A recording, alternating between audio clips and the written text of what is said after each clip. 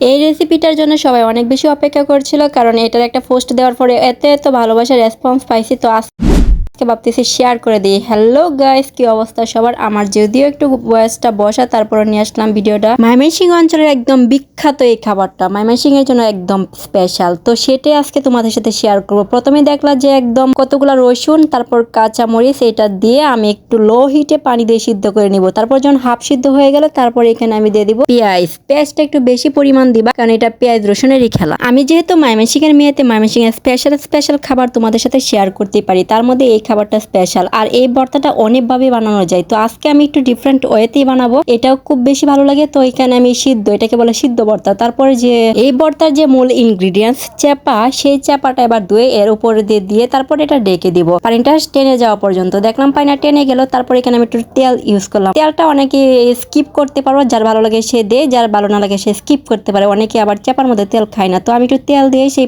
যে পানিটুকু ছিল সেই পানিটুকু একদম টেনে একটা পুরা স্মেল বের করে নিয়ে আসবে এখান থেকে। তো ভর্তায় কোনো এক ফোঁটাও পানি নাই, তোমরা দেখতেই পাচ্ছ শুধু তেল, সেটা আর সাইড দিয়ে কিন্তু একটা লাল পুরা হয়ে গেল। মানে এটার আসল মূল যে উপকরণটা এই পুরা স্মেলটা, তার মানে এইটা আমার ফাইনালি ডান। এবার নামিয়ে নিব। আর চাপা দিয়ে আমি আরেকটা রেসিপি শেয়ার করব, তার জন্য এখানে পেঁয়াজ রসুন কেটে নিলাম আর চাপাটাও দিয়ে দিলাম। তো এইটা সবাই অনেকে করে কুমড়ো পাতা দিয়ে, যেহেতু আমার কুমড়ো পাতা নাই, তো লাউ পাতা নিয়ে আসছি আমি। লাউয়ের যে বড় পাতাগুলা সেগুলা দিয়ে এই রেসিপিটা করব, কারণ এটা লাউ পাতা দিয়েও যে এত মজা সেটা আমার আগে জানা ছিল না। তো যাই হোক, কয়েকটা পাতা এখানে নিয়ে সেই পাতাগুলা কলের নিচে রেখে একটা করে পরিষ্কার করে নিতে হবে, যেন পাতার গায়ে কোনো ভালো না থাকে। দেন এখানে আমি মরিচ, হলুদের গুঁড়া, মরিচের গুঁড়া, তারপর সব মশলা এখানে দিয়ে তেলের মধ্যে এটা ছেড়ে দিলাম। এবার এটাকে আমি কষিয়ে নিব। তো এখানে একটু পরিমাণ পানি দিব রসুনটা সিদ্ধ হওয়ার জন্য। রসুন যেহেতু শক্তই, তো পানি দিয়ে এটাকে আমি সুন্দর করে একদম লাল করে কষিয়ে নিলাম। এটাকে কুমড়ো পাতার পাতুরি বলে, আবার কুমড়ো পাতার পুলিও বলে। যেহেতু আমার কাছে কুমড়ো পাতাটা নাই, তার জন্য আমি লাউ পাতা দিয়ে সেই পাতুরি বা পুলি বানাবো। এটা ময়মনসিংহ অঞ্চলের আরেকটা বিখ্যাত খাবার। চাপার বোনাটা আমার ডান, ওটা একটা সাইডে রেখে দিলাম ঠান্ডা হওয়ার জন্য। আর আমি এই সাইডে চলে আসলাম যে ভর্তাটা আগে বানিয়ে নিই। তো শিলপাটায় আমি প্রথমে মরিচগুলা বেছে দিয়ে দিলাম, তারপর একটু লবণ দিয়ে এবার এটাকে আমি বেটে নিব।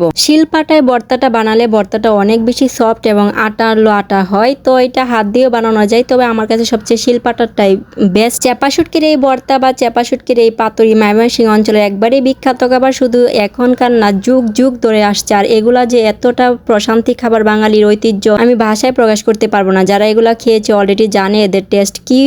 খাঁটি বাঙালির খাবার কিন্তু আসলে এগুলা। অন্যরা হয়তো ইগনোর করতে পারো, কিন্তু না, বাঙালি মানেই এই চাপা শুটকির একটা ঐতিহ্য কিন্তু তারা ধরিয়ে রাখে। মরিচটা আমার বাটা অলরেডি শেষ। তারপর এখানে পেঁয়াজ আর রসুন যেটা ছিল আর চাপা, সেটা হালকা করে বেটে নিব। মানে একেবারে ভর্তা করে ফেলবো না, রসুন আর পেঁয়াজটাকে হালকা করবো, মানে দাঁতের নিচে পড়লে একটা কেচকেচ আওয়াজ হবে, আর ওইটাই কিন্তু খেতে ভালো লাগে আমার কাছে বেশি। তো এবার ভর্তাটা ফাইনালি ডান। এবার এটা আমি ওই পাতিলে উঠিয়ে নিব। পাতিলে একটু হাত দিয়ে সুন্দর করে ওইটা পুরা স্মেলটার সাথে মিশিয়ে নিব, কারণ ওটার গ্রানটা অনেক বেশি একটা টেস্টিবল। এরকম একটা ভর্তার সাথে যদি গরম ভাত হয়, এক প্লেট নিমিশেই শেষ হয়ে যাবে। তো বরাবরই আমি পাটার যে ভর্তাটাকে সেটার মধ্যে একলানা ভাত নিয়ে পাটা মুছে খাই। এটা আমার কাছে খুব বেশি ভালো লাগে। কারা খাও তারা অবশ্যই কমেন্টে জানাবা। তো এদিকে আমার চাপার বোনাটা ঠান্ডা হয়ে গেল। এবার একটা লাউ পাতা এখানে নিলাম, আস্ত একটা লাউ পাতা। তারপরে এখানে পরিমাণ মতো বোনাটা দিয়ে পাতার মধ্যে বাসে সুন্দর করে হাত দিয়ে করবো। এখানে কোনো কাটি ইউজ করবো না, জাস্ট হাত দিয়ে বাস করে দিলেই হয়ে যাবে, কারণ লাউ পাতা অনেক সফট, যেভাবে রাখবে সেভাবেই হয়ে যাবে। আমি আরেকটা দেখিয়ে দিলাম যে তোমরা অনেকেই হয়তো এই